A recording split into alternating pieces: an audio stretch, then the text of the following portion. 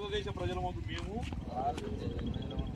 భారతదేశంను సార్వభౌమ సామ్యవాద లౌకిక ప్రజాస్వామ్య గణతంత్ర రాజ్యంగా నెలకొల్పుటకు మరియు అందరి పౌరులకు సామాజిక ఆర్థిక రాజకీయ న్యాయమును భావమును భావ ప్రకటనను విశ్వాసము ధర్మము ఆరాధన వీటి స్వాతంత్ర్యమును అంతస్తులోను అవకాశంలోను సమానత్వముగా చేకూర్చుటకై మరియు వారందరిలో వ్యక్తి గౌరవమును జాతి ఐక్యతను అఖండతను తప్పక వనగూర్చు సౌభ్రాతృత్వమును పెంపొందించుటకు సత్యనిష్టాపూర్వకంగా తీర్మానించుకొని ఈ 1949 సంవత్సరమునకు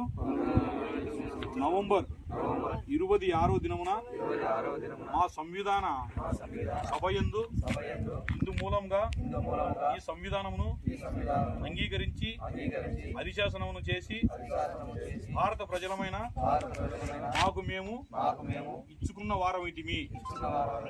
భారత్ మాతాకి భారత్ మాతాకి జై. భారత్ మాతాకి జై.